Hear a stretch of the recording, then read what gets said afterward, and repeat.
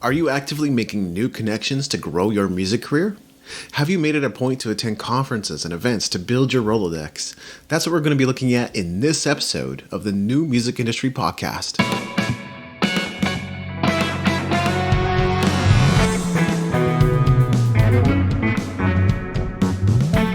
You're listening to the New Music Industry with David Andrew Wiebe. Today I'm chatting with owner and CEO of Indie Week and Director of Market Development Canada for CD Baby, Darryl Hurs. How are you doing today, Darryl? Really good. Thank you for having me here. I'm looking forward to our chat. Yeah, thanks for joining me. So, as I understand it, the Indie Week conference has been held in Toronto for the last 19 years now in Toronto. And for what I assume are relatively obvious reasons, you've taken the conference online. I would love for you to share about the beginnings and evolution of Indie Week over the years. Wow, it's kind of crazy to think it's been that many years. It seems like a blink of the eye, tell you the truth. Really, at the start, it was a need I felt for emerging artists to have a platform to present their music, but also to learn about the business, to connect with people in the business, and try to elevate their careers. And oddly enough, here we are like 19, 20 years later, and it's still much needed, and if not more so, because there's more things to learn about than ever before. But that was really the inspiration. And being in Toronto was like a really thriving market at that time. Still is, but it just was a little bit different, less techy. Like the internet wasn't around as much and such, but it was the kind of thing that Toronto has always had great talent, and we wanted to be able to showcase that. And then throughout the years, we started having international artists come and play in Toronto for us, and that grew. So our last in-person one, I think it was almost 240 bands from around the world, representing almost 40 countries. So it was really interesting to see that, take it from a small, like Toronto-based festival to very international, and then build out the conference to be 3-4 day conference, and having some pretty respected speakers participate and companies. So, it's been an interesting growth. And, along the way, we had Indie Week in Ireland for 6 years, and we moved it to the UK, did that for 4 years. And then Brexit happened, and we just thought, probably don't want to mess with that because it was looking a little scary. So we just focused on Indie Week Canada. But we've done partnerships with other festivals and conferences, and have presented artists in a lot of different countries like UK, Wales, Scotland, and Brazil. And we're now online talking to conferences in Taiwan, Peru, Chile, Mexico, Brazil, Spain. And being online has allowed us to kind of be more international than ever before. So it's kind of given that renewed spark and growth. So I'm really excited. That's excellent, and there's a couple of things I'd love to hit on there, but I agree, there's never been a greater need for something like this. The music industry is always evolving and changing, and it's almost, I don't know if broken is the right word. It's just been sort of difficult and siloed in different pieces. And it's kind of been that way, ever since this digital evolution thing has happened. So, I mean, it's one of the reasons why I do what I do. I have published over 300 podcasts today, over 1,000 articles, over 5 books as well. And it's all to educate and help musicians understand this whole music business thing. Absolutely. If I could comment, though, you're right. Broken. That was a really key word there. And, there was record label deals up to not too long ago that included a percentage held back from artists that was for CD breakages. And there's not even physical product anymore, but that was still a clause in a lot of the contracts that artists didn't even know about. And there's a lot of things that are grandfathered in where it's the template of a contract that they start with. And if they don't cross it off, it's still there. So there are a lot of things. So as we've gone to be more digital, there's still things that are just doesn't make sense anymore. to have in there. And it's kind of rampant in this industry. Unfortunately, the word broken, I think, can be thrown around a fair bit. And currently people are obviously talking about how artists are recouping royalties online because that's the big push. A live performance online, how do you get paid royalties for it? So there's a lot of talks going on. Yeah, no, I love your comment, and understandably so. The other part that sort of interested me was, starting in Toronto and then going international. What was that like? Was it like nerve-wracking to scale, to expand, to start looking at who needs to be over there and when? It was organic. When artists started submitting from other countries, it was interesting that we would sometimes early days we're posting the application. This is a Toronto conference or festival, sorry, at that time, or Canadian festival, but yet international artists would still apply. And some of them were like so good. We're like, we need this artist to play because they're so good.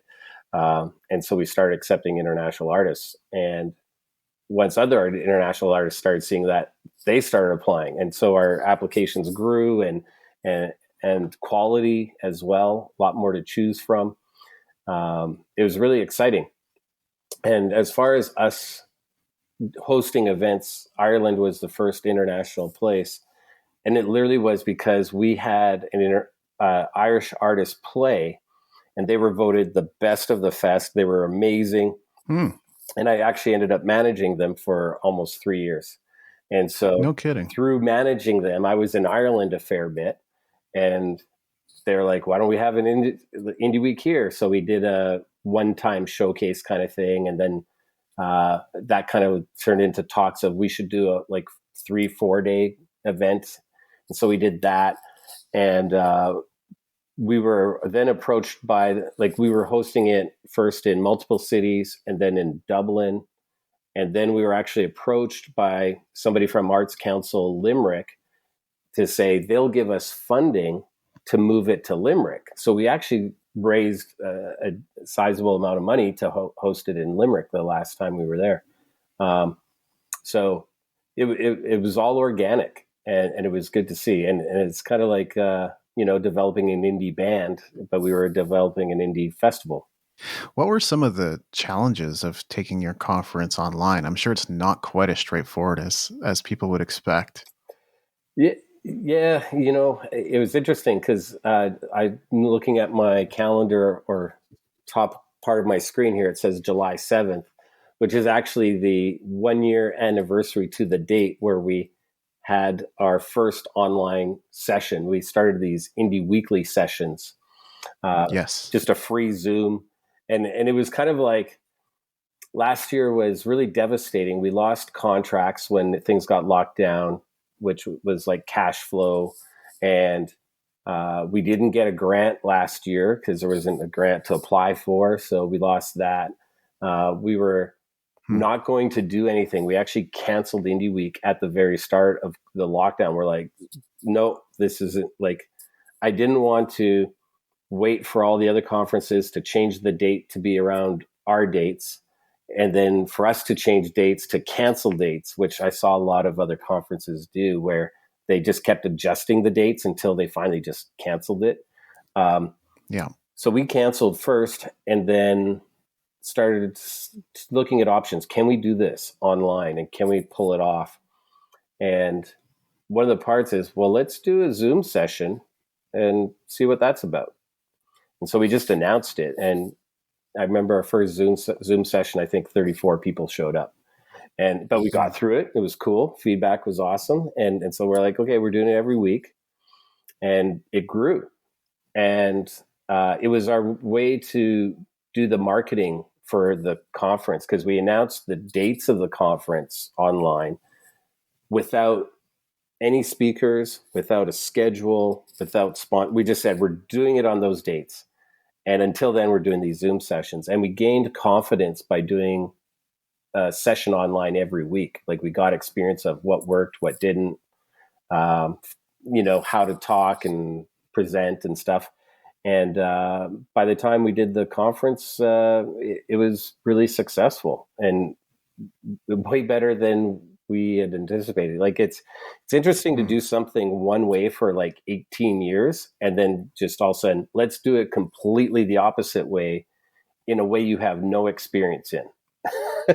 Yeah. So, we were going into it with, a different mindset, and the results were overwhelmingly positive. And so we've decided to jump full on into this online world, and we're really happy we did. And you mentioned Indie Weekly. What sort of talks are you having? It sounds like a bit of a commitment to try to organize something that often. Yeah, that's a really good point, because it's funny. I kind of joke like we canceled everything, and I was actually kind of looking forward to a full year off, nice and calm year for once. Instead, we're busier than we've ever been before because we are doing something every week online. Yeah. We've covered topics from publishing, distribution, royalties, live streaming. We've done NFTs, marketing. You kind of like when you're doing every week, it kind of allows you to kind of cover the gamut, and it's really super cool. And what I've sort of found is the pressure is kind of off because we're doing it every week. You get more comfortable with it, and it's actually just a lot more fun. We're connecting with people, and it's a people business, and the whole music business is a people business. And the phrase we kind of use is people add value, and you have to put your efforts in if you want to expect anything back. So we're actually putting all efforts in with no expectations. And in doing that, the positive reaction is really surprising and welcoming because, it is still fairly new to us. But I'm super excited for where the direction is going. I see that Rick Barker's doing some sessions as I we record this now. Probably will have already happened by the time listeners hear this, but there's somebody that I have a friendly rivalry with, and I will say friendly, emphasize that part.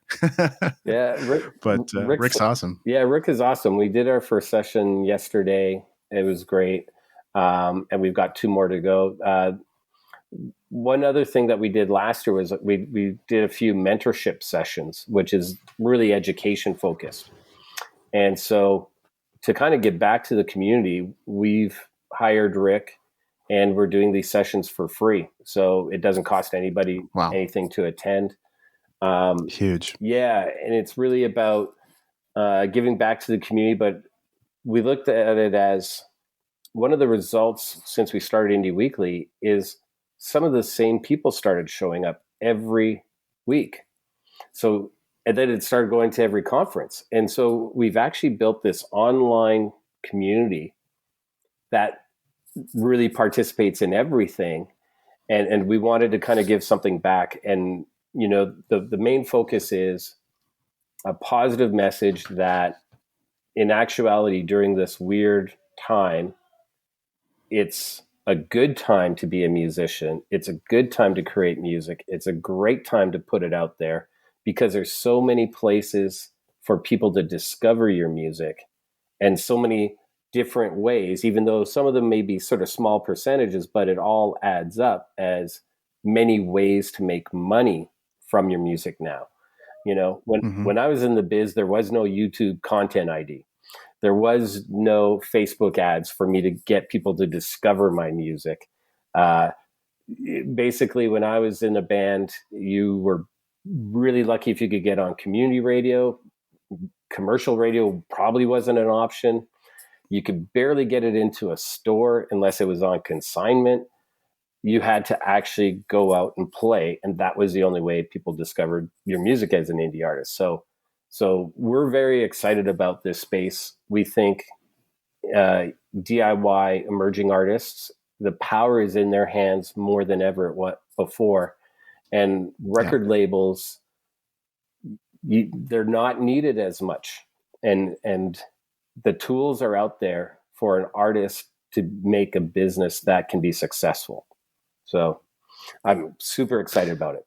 Yeah, I want to come back to that comment about all the tools being there.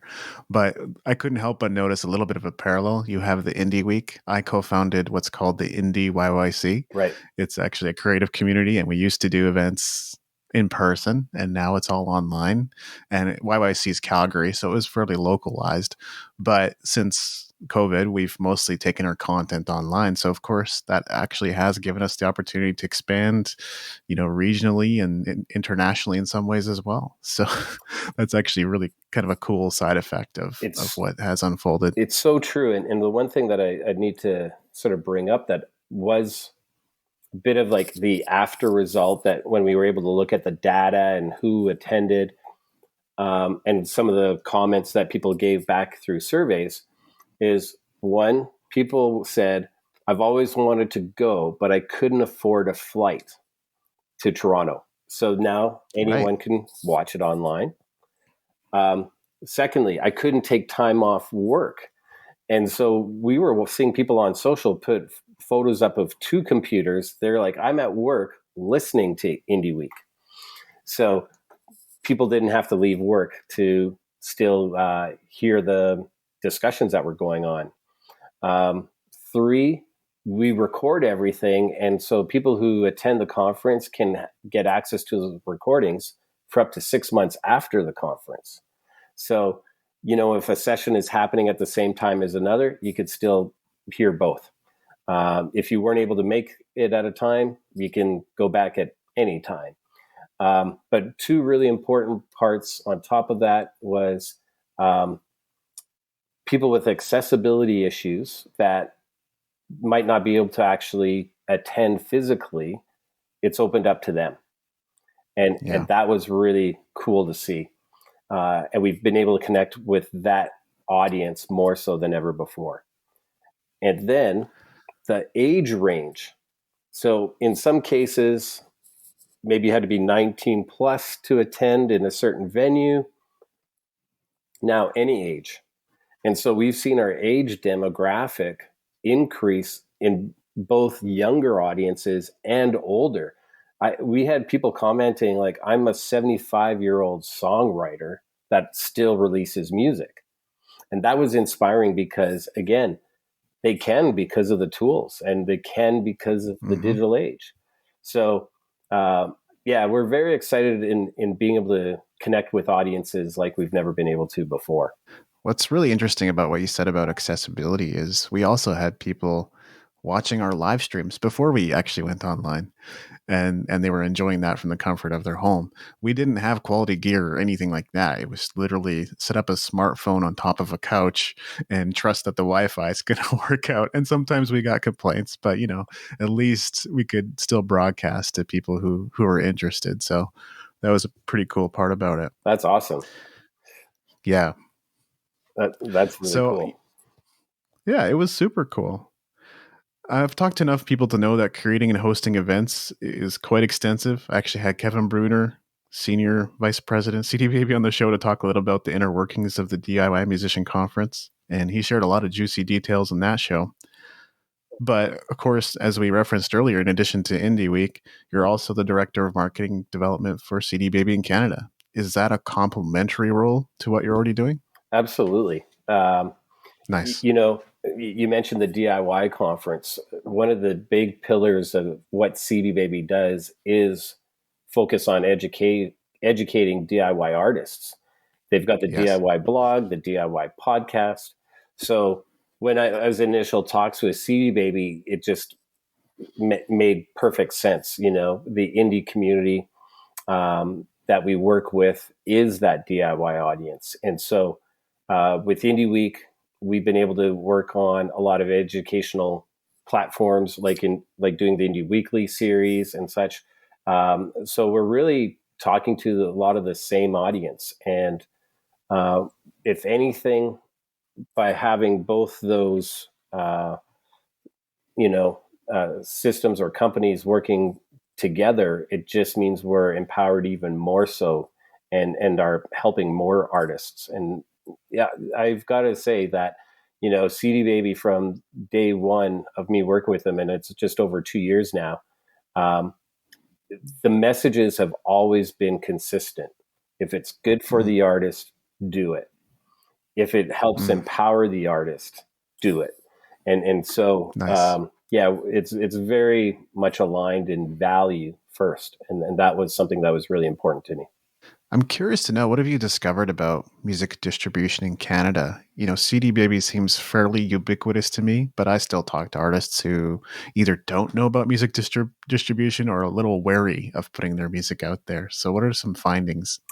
Almost exactly what you just said. There's still some Interesting. artists that uh, I think there's like Canada. We're an interesting country, as we're still discovering Yeah. things. But you know, if you look at what the West Coast is about, what the prairies are about, what Quebec is about, what Ontario is about, what the East Coast is about, what the North is about, and within there, there's different communities. It's so diverse, and it's diverse in how they present music. I was out east and I went to a Kaylee, which is in the hall in the middle of nowhere, but people from the towns in every direction come, and it's very live and in person. And there's other areas, like I was in Whitehorse for a conference, and I'm from Alberta, so I've been kind of most places of Hmm. the country. And I find that there's these pockets where online isn't really as huge of an interest to them as opposed to making a real personal connection. Like, Wow. and so the online can be daunting for some artists, and it can be Yes. mysterious in how to use online to connect to fans because they're so used to in person. And so a lot of what I do is try to educate artists on how to first take the fear away and gain confidence that they can do it. You know, it's really important. And because a lot of times when I'm talking to artists, one of the first thing is they're just looking for help and somebody that can help them. Um, so that's one of the biggest things, get the fear gone, gain some confidence, try things. And it's okay to try stuff and not necessarily get the results right away. You got to kind of try again and again and adjust a little bit. Yeah. So patience is another thing to try to impress on a lot of people, because online takes a lot of Yeah. patience. It's just how it is. So uh, It really does. yeah.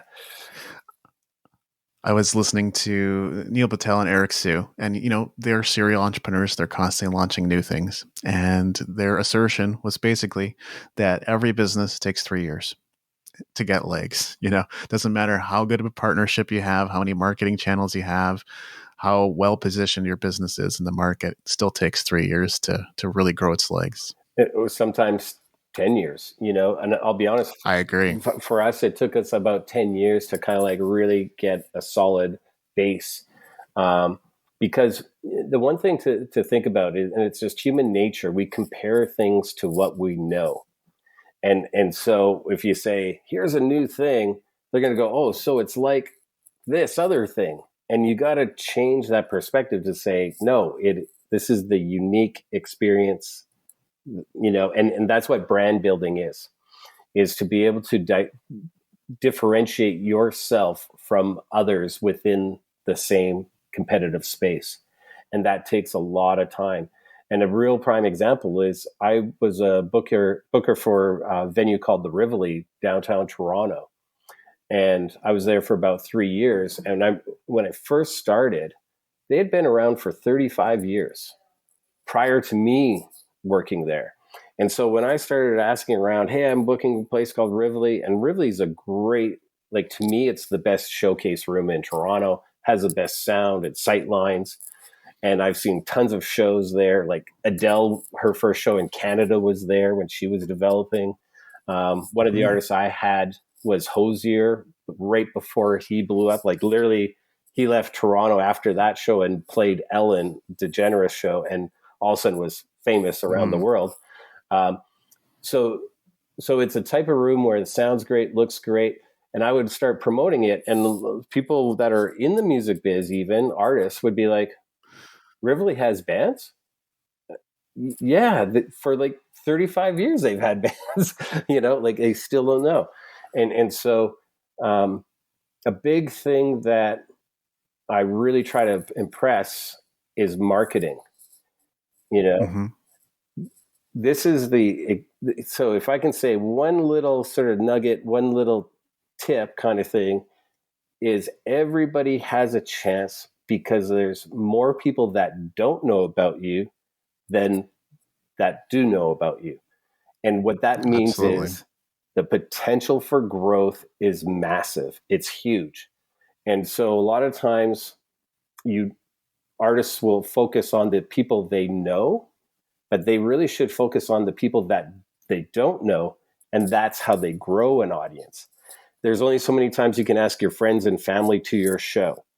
If you keep hitting up the same fans all the time, you'll burn them out. And so the growth is focus on everybody who doesn't know you. And Yeah. there's so many more people out there. And I think that's super exciting with this digital world. The opportunity is absolutely there. I don't know if you've run into this yourself, Darryl, but I just have all these 6-monthers who are saying, "Oh, if you're not getting results in 6 months, you're doing something wrong."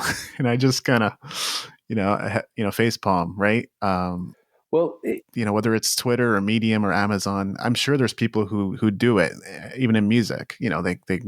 They have a breakout success in some way, shape, or form. But I think it's just not realistic for a lot of people who want to make a real go of it. I think what the issue is what results are you looking for? And I think often the results people are expecting are set too high. And so they're kind of setting themselves up to not reach those results. And the adverse effect is, oh, I didn't reach my goals. It's not working. And they often stop, or they, kind of get in a mental headspace of, oh, I'm doing everything I can and I'm not getting what I'm expecting. So I think it's really evaluating the goals and results and try to line them up. And I talk a lot about timelines, and everybody should have a 12-month timeline. And as they're going throughout the year, they have to pause and look at, am I on track or not? And guaranteed for the most case, you're not. Either you're ahead or behind, but rarely are you like right on track. There's often things that delay things and such, but then you need to adjust if you still want to hit the same goal. So there be setbacks and stuff, and you got to then adjust your goal to be like, well, I can't reach the goal I wanted to because I've been delayed 2 weeks. I've been delayed a month. Mm-hmm. And so you have to have that 12-month plan so that you can really assess exactly, how is my business doing? Am I on track? And how do I adjust? And it's kind of like, I've been a freelancer for over 20 years, and working with a client, their deadlines rarely will change. They'll be like, no matter what, you need to have this project done by this date. And if I have a setback, that meant I had to work overtime hours to still reach the deadline. So you got to kind of also go, if I still want to hit that goal, I need to do more work. I need to really, like, maybe it's not an 8-hour day, maybe it's a 16-hour day. And I've had those to still hit that goal. Or can I move that goal back a month?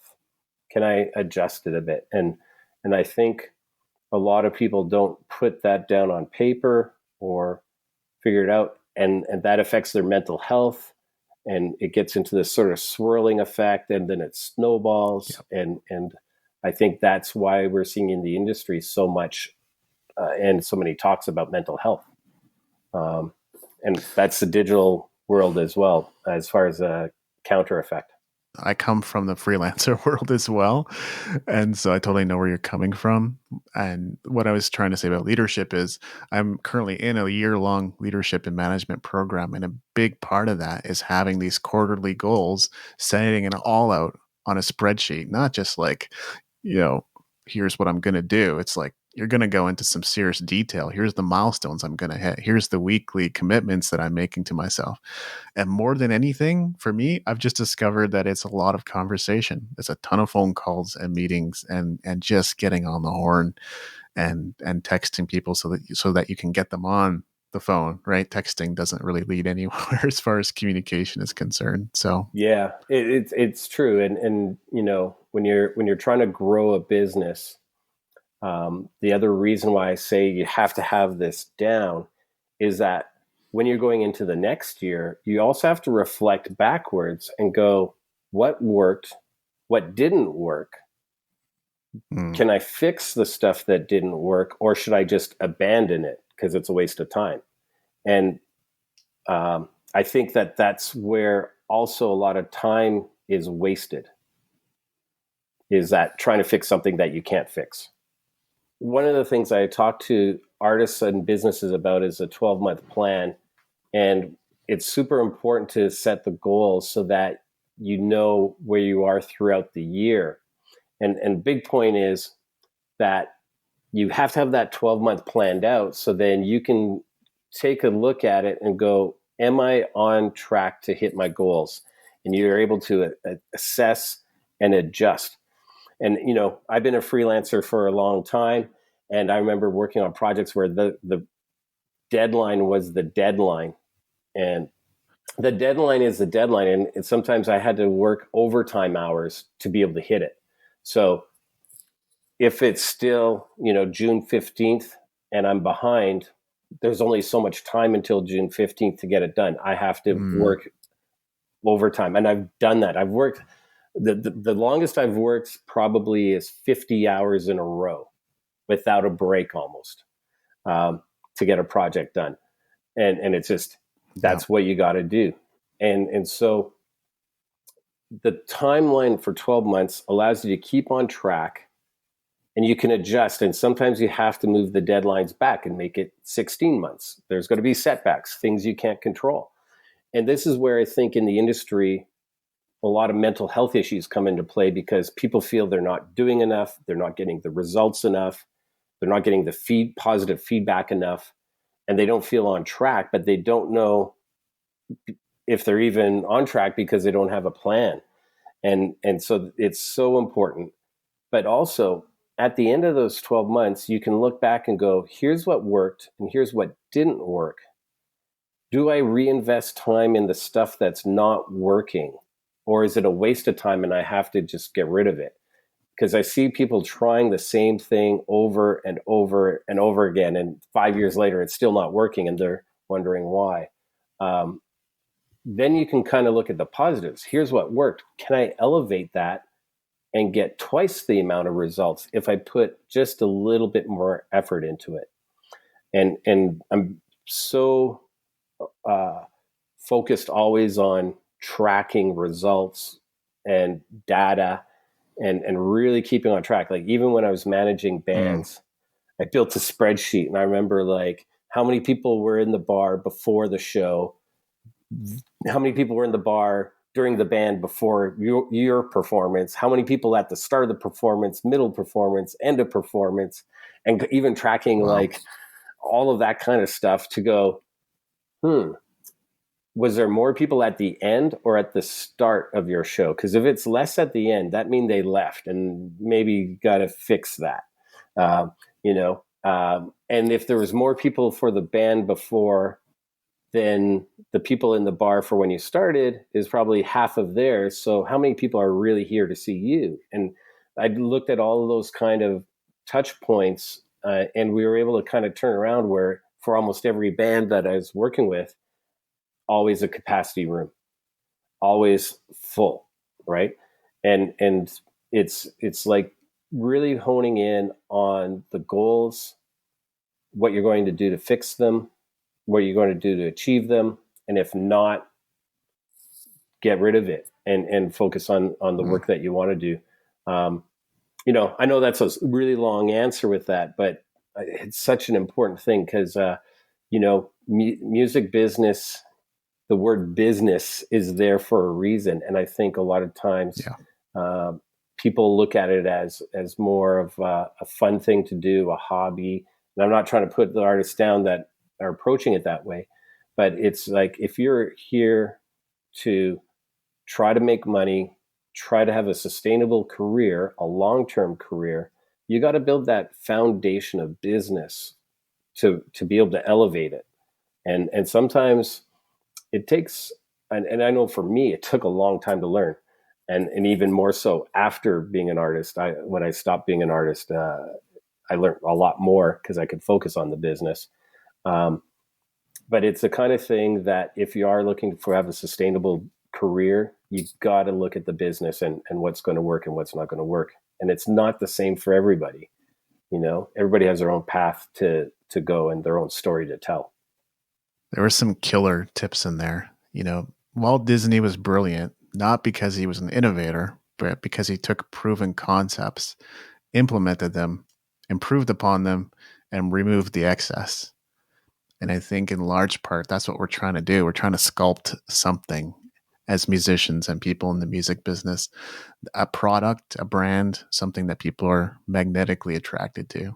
Yeah, absolutely. And, with so many things right now, I think it's hard for people to focus. Like, should I focus on TikTok, Snapchat, Instagram, LinkedIn, Facebook, Twitter, and there's Clubhouse, which is Clubhouse, Telegram. And then YouTube. There's Twitch. Mm-hmm. Where do I focus? And I think that's a lot of where people are spending time on trying to figure that out, and that's taking up more time because it didn't exist before. So, is that taking time away from creation? Is it taking time away from marketing? And all of these kinds of things. So I think everybody has to figure out what works for them and focus on that first and get rid of the other stuff and build into the other stuff when it makes sense. I mean, that's definitely my domain. That's where I shine in helping artists focus on the things that matter. But the things that you said earlier would totally apply. Get out your spreadsheet, track how many likes, comments, shares you're getting, I would more importantly track how many email subs you're getting and how many sales you're getting. And you're probably going to find those numbers pretty low in most cases. If it's working for you, keep doing it. And if those numbers are low, you got to change your focus fast. Yeah. And when you keep the spreadsheets, I did this with a band that I worked with from Brazil. I still technically am, but we're in COVID lockdowns and Brazil's not doing well right now. They were supposed to do a tour here. Literally when lockdown started. They've come to Ontario, I think 5 times. And we were able to build a spreadsheet. And this is the other part. We've talked about planning, but then you start projecting. If I do this should be the result based off of what we've done before. And so we were able to have them go from doing a few shows to small tour of Ontario and then come back and do another tour of Ontario. This was going to be their third. And the second tour, we were able to actually really closely project how much money they should make. And based off of the results on the first one, and you want growth. So then you figure out how can we grow this 40%. So the next time they come back, it's more money. And the next time they come back again, can we build it to 50% on top of the last one? And so that's how you really are able to make wise business decisions on based off of projections, is it worth my time, effort, and money to do this, especially when you're traveling to an international market? Exactly. And I wanted to touch on mental health as well. I love that you brought it up. I've had a couple of guests on the show talk about it, and I talk about it regularly. If people dig in the archives of the podcast, they're going to find me talking about some of my low points, like major breakup that happened a couple of years back and stuff like that. So I think there's something in the archives there for everyone if they're looking for that. But that's super key. super key. I mean, if you're not taking care of yourself, there's no you to give. So it really starts there. Absolutely. I've been through a lot myself, and so I Mm. relate. I've been there, you know. I feel lucky on the experiences. I build on the experiences I have had. And, I joke about COVID just to try to bring light to it, as far as running Indie Week, just to give a little snapshot. Uh, in Ireland, was there and was stranded there because there was a volcano in Iceland that went off and there was no flights for a week. So now I'm stranded in Dublin for 7 days. Um, One time we had a flood in Dublin and people couldn't go from the north side to the south side. So the whole venue hopping experience was kind of uh, cut in the middle. You weren't able to actually go over it. But Yeah. that also meant my techs, my volunteers, artists that were playing in two different venues in the same night. And I'm in a foreign territory, and it's hard to find people to call because it's like you're in a foreign country. We've had weather that is basically like a hurricane. And I remember a VIP tent rolling down the street, almost hitting cars. Um, you Mm. name it, we've had it. So I kind of go, oh, it's just a pandemic. We can get through this because, I'm just adding it to the list of things that we've kind of dealt with in running events. So yeah, it's hard when you're going through it, but if you can look back at it and kind of go, well, that's experience, and I'll be able to handle it better next time it comes around. But I'm going to be here for it to come around. I'm going to be moving forward, and that gives you strength once you're able to get to that place. But it may be a hard time to get there. But if you can, it gives you a lot of strength. I think that's key though, because the conversation is mostly dominated by mainstream media. If we as business owners or musicians or whatever else want to succeed during these times, we almost have to have a different conversation and start communicating differently, and really just being conscious to like what exactly are you saying and how are you communicating it becomes so much more important when the dominant narrative is be scared, be scared, be scared, you know? Yeah, and also we've been forced to communicate in a different way. Um, Yeah. you know, there's been talks of live streaming for over a decade. I've been approached so many times at Indie Week from video companies saying, "Why don't we stream the show?" And it only costs $20,000 to get the basic package, and then up from there, right? So it was very expensive before, and people were very hesitant about audience or no audience, and so the music industry hasn't really dove right into live streaming until now, and we're forced into it. And there's Yeah. Side Door, a Canadian company. Dan Manigan is one of the partners, I believe, just raised, I think, $3 million to grow their business. There's a company called Sessions. There's Live Nation is investing into live streaming. So it's going to be an Yes. interesting model moving forward. Do we know what it is yet exactly? No, but it is going to be online. There is going to be stuff online even when we get back to the live space, because we see now the data and we see the results that it makes sense to invest in that.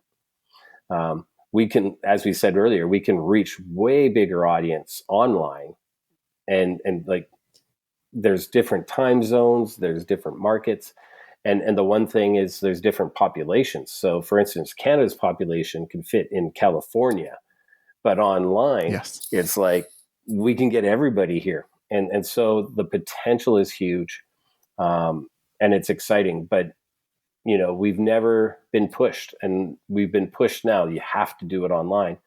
And what it's done is I'm seeing where we went through a phase at the start of COVID of hesitation, and then now people are like, will it work if I go online? And then now they know it will work, and artists are opening up. They're Yeah. they're doing live streams, talking to their fans directly, as opposed to being that on stage and there's a barrier between artist and audience. Now it's like they're in their living room doing a live stream talking about their songwriting, and their fans are loving it. So it's opened up communication in a positive sense, I think, if you've embraced it. And I know there's others though who are hesitant, and that fear is there, but it's exciting to watch because we're in the middle of change, and like we've never seen before, at least in my generation. Yes. So again, I'm positive about this stuff. I'm excited. So bring it. I've definitely seen more news about it, about live streaming, especially last year. There was a lot of press releases and things coming through my inbox. Although I'm sure I'm not the only one. I miss in-person events there, Darryl. I miss Absolutely. being able to go to Austin and meet all these people that I've maybe had a conversation on a podcast like this once, or only know their name because they email me all the time about news and updates and things like that. So I'm sure you don't have a crystal ball, but if you were to give a sense of when do you think things might be able to go in person again? Well, in some places they are. I'm seeing on my Instagram feed a lot of friends are touring in the States already and playing big shows. Yeah. Arenas are a go in the States. Europe is opening up. I do these conference runs, and basically September to November, it's looking like I'm going to be overseas at conferences. So if anything, Canada, we're just a little behind, and we'll get there, and we're starting to catch up. Like Ontario kind of escalated phase 3 faster than expected, and there's still, but there's other parts of it that were held back. I saw a thing online that's something about Ontario is the last place to allow inside dining right now. It's still all patios in a lot of places. It is kind of opening up. But as far as when will it get back to live, it's going to be different territory by territory. And then that affects the bigger picture of international touring. So it's really easy to book a tour, but booking flights and hotels when quarantine, not quarantine, need to have passport or not, like a certain ID or not, and all that stuff, that's a question mark. So some businesses like artists or agents might be holding back from booking certain territories. And so then that development is affected. But here's one thing that I wanted to add about the live streaming aspect. So let's say an artist like, say, Elton John, who I believe was doing his sort of last tour. He now can possibly say, you know what? I'm from home. I'm going to do a concert every 4 months. And I don't have to go on tour. I don't have to travel. So there's a certain element of classic artists that we might actually have access to more concerts to for a longer period of time than we did before. Another exciting aspect, like let's say a band like Metallica, they might say, you know what, we've got 14 studio albums. Not sure if that's the right number. I'm just throwing it out there. How about every 3 months, we're going to play an album back to back? Right? Yeah. And the month in between, we're going to do that album acoustically. Now, like, the options are open to be like, if they went on a tour, that's like a 2 to 4 year tour, and you're not going to hear new music from them. It's going to be the same tour, same set almost every night for the most of it. And fans that can't travel to where they're going on tour just don't have access to the tour. They can't see it. So that's the exciting part about live streaming, is that the access to the artists who aren't going to tour, they could do a show online. The artists could do variations, like I'm going to do an acoustic set, I'm going to do a full rock set. So it's kind of interesting to see. And from a business point, I could see that turning into a live album release on Spotify. I could see it turn into a documentary on Amazon and on Netflix. And then I could see each song chopped into a video that goes on to YouTube, and you get the content ID money. You could see how like the ideas can keep growing, and all of a sudden it's a whole new business and growth.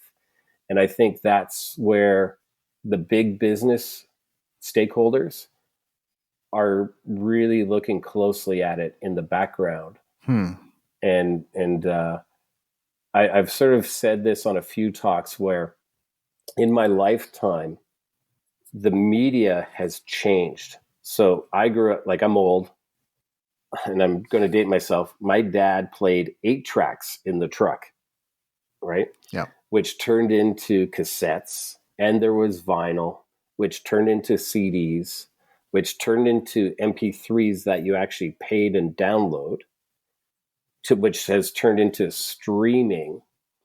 And what that has turned into is nobody owns music unless they go to a store, and there's less stores.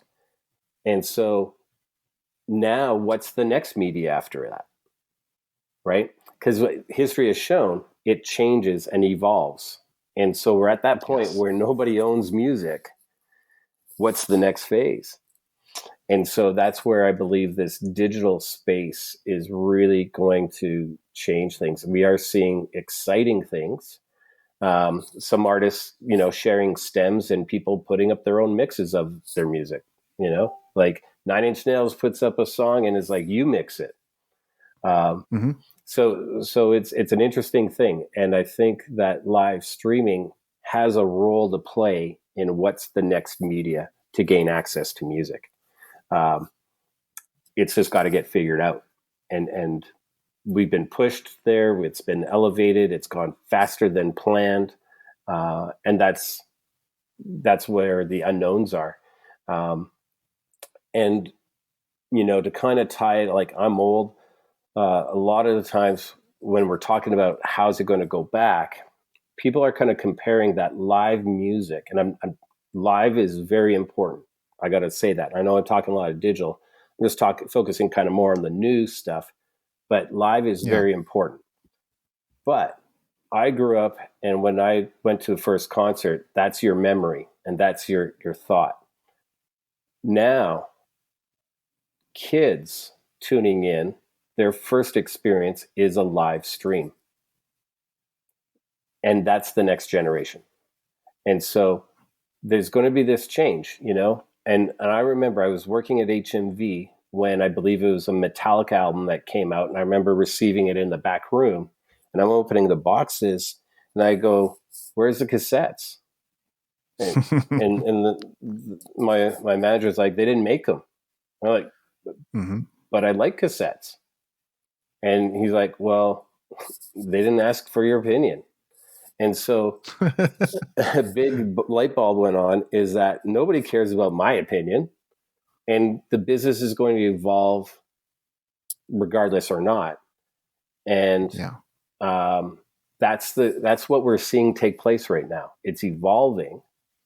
And some of us who really know about the live experience and not so much the digital experience might not, welcome it as much.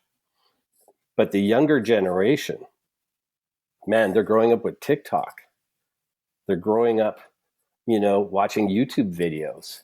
And they literally can go, oh, I really like Taylor Swift. Cool. Well, I've seen her performance in Connecticut, in LA, in Amsterdam, it's all on YouTube. So that's their experience with that artist sometimes. So digital is going to be an interesting thing, but we got to look at the new generation as to where it's going to go. And I can agree that, it's been a blessing in a lot of ways, because the year-long leadership program that I'm taking, normally there's a lot of travel involved, and I'm not opposed to travel. I just can see how much more intensive it could ultimately be if I wasn't able to do a lot of the calls and meetings online. Otherwise, I'd also be driving into Vancouver 45 minutes every week, at least once a week. So that would add a couple hours of commute to my life every week as well. So there's a lot of blessings in the efficiency side of things as well. Yeah, well, in our world of conferencing, we've been able to have higher level speakers that, like, we had the John V, the head of global music for Roblox, for a brand new conference that we launched in February this year called Screen by Screen. And we focused on AI, VR, streaming, tech, blockchain. And we were able to get some real high level speakers. And in the past, we would have to pay hotel, flight, meals, travel, Exactly. all this stuff, and sometimes speaker fees. And in this case, they're like, sure, I've got an hour to spend online, no problem. And so we've been able to have more diverse speakers from all different aspects of the business, from more international spaces, from different sectors. So from a conference side, it's been very interesting, and that's going to, I believe it's going to be a hybrid of live and online. There's validity in both. So it's going to be very cool. So I think I don't want to keep you too much longer, but to maybe finish out or round out this interview, got a few questions to develop your personality and also leave the listeners with some extra takeaways. Sure. And the first fun question is, what was the last YouTube video you watched? The last YouTube video. Oh, man, I watched a whole bunch today. And I think the last one was a David Lee Roth interview for when he was out of Van Halen and talking about how Van Halen, the band, was slagging him. I think that was my last YouTube video. Is either that or there's a King Cobra loose in Connecticut video that popped up. I love that type of content as well. What is your daily routine like? Wake up at 5:30 to 6:30. Spend about an hour online. Then, the whole breakfast and all that for about half hour. If it's nice out, go for a walk. Otherwise, just start working. And I'm usually working by 8. And I go till about 6 to 8. So 10, 12-hour day, sometimes more. And it's like I've got my layers of, depending on what day it is, I've got these sort of routines. Like Wednesday's my meeting day, and I don't do meetings on other days if possible. Tuesdays is our Indie Weekly day, so I got to prepare for our live session. And Wednesdays as well as CD Baby meetings. Thursdays is talking to artists. Friday is plan the next week. It's pretty crazy. I got to say, it keeps me on my toes. No doubt. But yeah, I do some of the same things. I definitely don't do calls generally, except on Wednesdays, Thursdays. Yeah. What are some of the greatest challenges you've experienced? Well, greatest challenges, I would say, if it's pertaining specifically to the music industry, it's that the industry changes. It will always change. And so if you're kind of stuck in a way of doing things and the industry changes, it's going to leave you behind. So it's the kind of thing like way back in the day, I had a community kind of record label called Gensa. And we would do, like, we were a reseller of CD manufacturing. And that was a lot of our income. And then all of a sudden, there's no more CDs.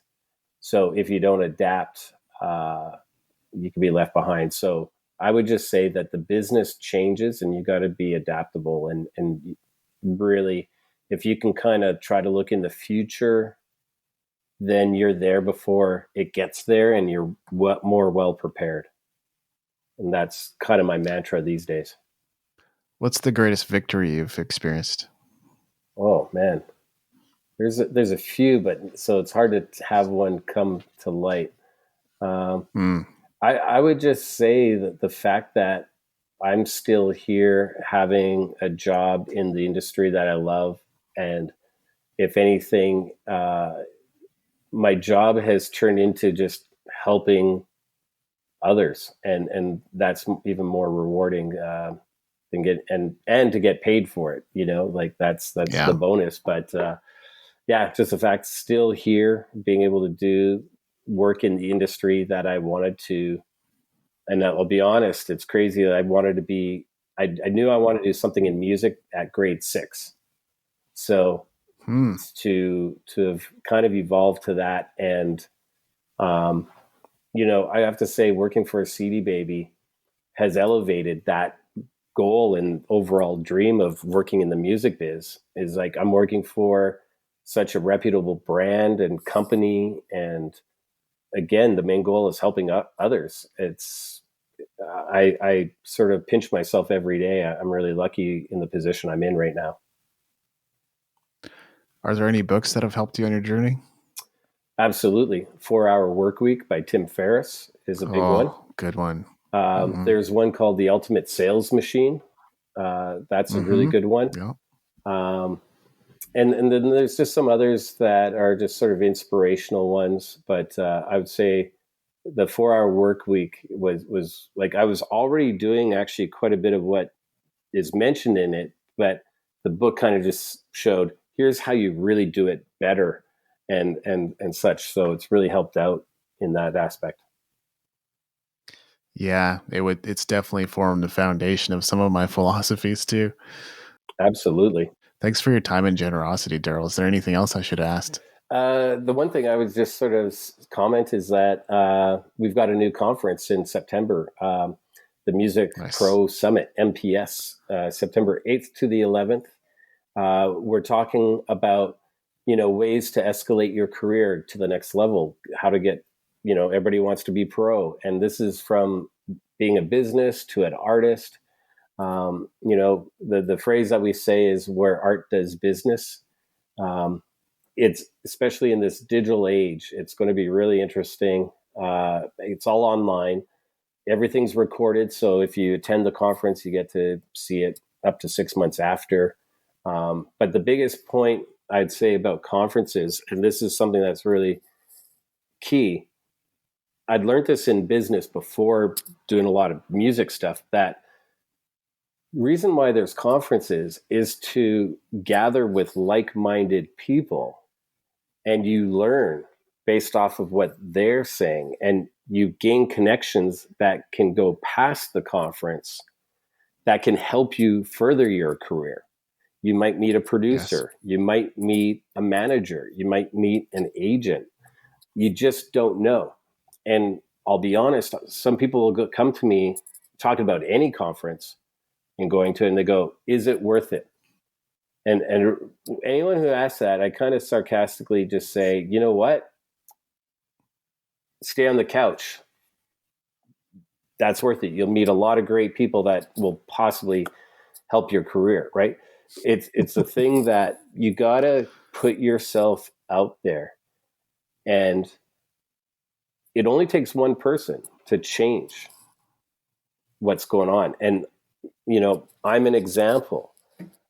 With Indie Week, we were like, how are we going to grow? We did the Ireland thing, we did the UK thing, Brexit. Where are we going? South America. And luckily, I met somebody who's a great friend and a mentor, Robert Singerman.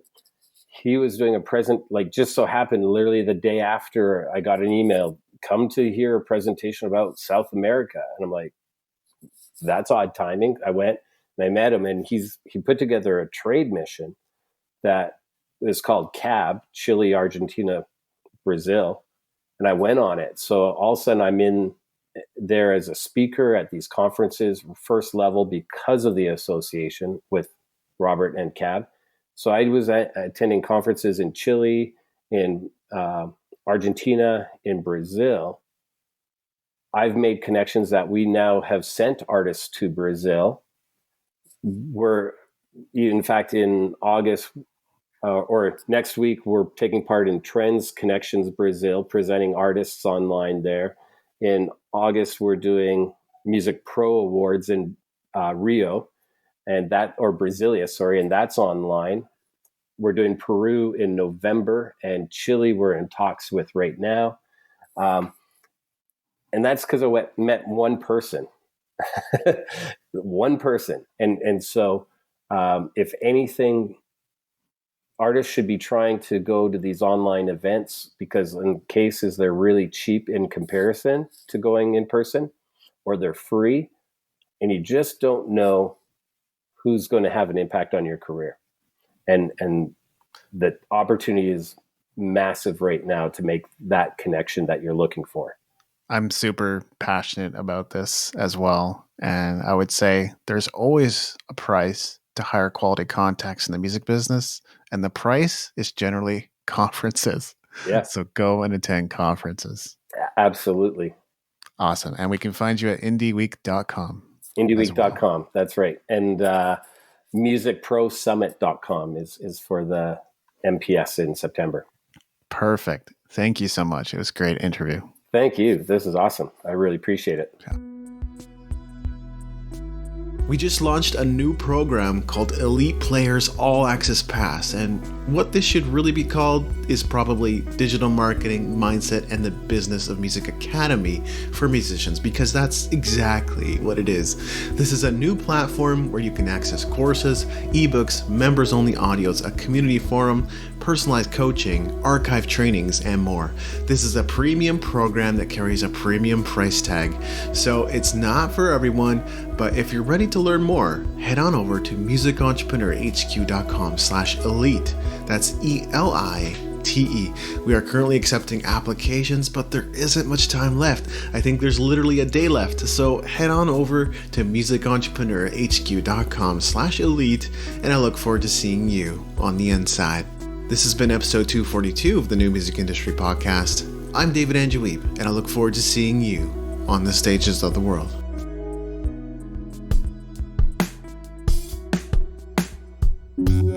Thank you for listening. Music in this episode was brought to you by Brian Young. Wherever you're listening to this right now, please consider leaving a 5-star review and comment to help us get the word out about the podcast.